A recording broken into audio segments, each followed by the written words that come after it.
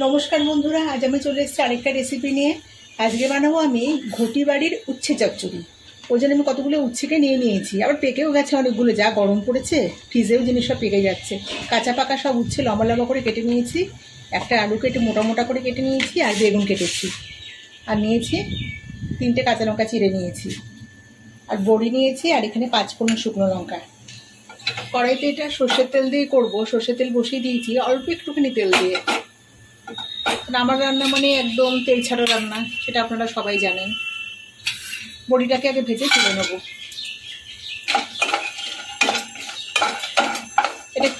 এটা খেতে কিন্তু খুব ভালো লাগে, গরম ভাতের সাথে এই উচ্ছে চচ্চড়ি দারুণ লাগে খেতে।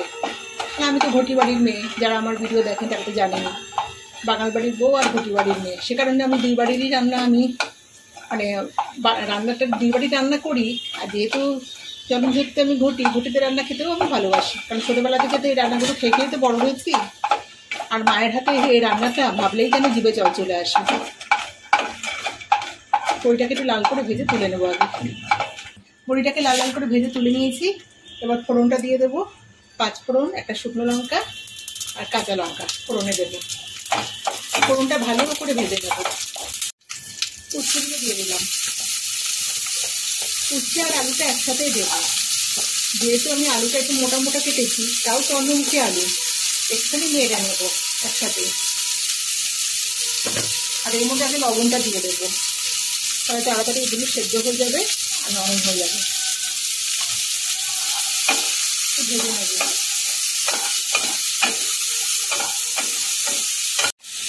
ওই বেগুনগুলো এর মধ্যে দিয়ে দিলাম। বেগুনগুলো তো একটু মোটা মোটা করে কেটেছি, তাহলে সব সবজি কিন্তু একটু কোনো সমানভাবে না কাটলে একদমই ভালো লাগে না। তারপরে বেগুনটা দিয়ে একটু ভালো করে মজিয়ে নেবো। আর যেহেতু কম তেলে রান্না, একটু গ্যাসটাকে একটু কমিয়ে করে রান্নাটা করতে হবে। বেগুন একটু নরম ভাবে কিন্তু অপেক্ষা করবো। সবজিগুলো অনেকটা নরম হয়ে গেছে, এখন এর মধ্যে পরিমাণ মতো হলুদ গুঁড়ো দিয়ে দিলাম। আর মশলার মধ্যে শুধু দেবো সামান্য একটু জিরের গুঁড়ো দেবো, আর কিন্তু কিচ্ছু দেবো না। এটাই খেতে অসাধারণ লাগে। এই উচ্ছে চচ্চড়িটা গরম ভাতের সাথে হলে আর কিচ্ছু লাগে না।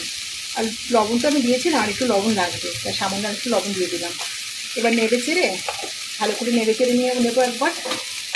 এইভাবে একবার বানিয়ে দেখবেন। উচ্ছে তো আমরা অনেকভাবে খাই, উচ্ছে আলু সেদ্ধ আমরা ভাতের সাথে দিয়ে মেখে খাই, উচ্ছে আলু ভাজা খাই, উচ্ছে আলু পেঁয়াজ ভাজা খাই, নানা রকমভাবে আমরা উচ্ছে চচ্চড়ি খেয়ে থাকি। একবার এইভাবে খেয়ে দেখবেন বন্ধুরা, দারুণ লাগে। হলুদ আর একটু লাগবে, আমার হলুদটা কম দিয়েছি। কম তেলে রান্না করে না, হলুদটা আমি কমই দিই, নাহলে তো আবার হলুদের কাঁচা গন্ধ বেরিয়ে যাবে। হ্যাঁ, এবার ঠিক আছে হলুদটা। বড়িটা এর মধ্যে দিয়ে দিলাম। এবার জল দিয়ে দেবো।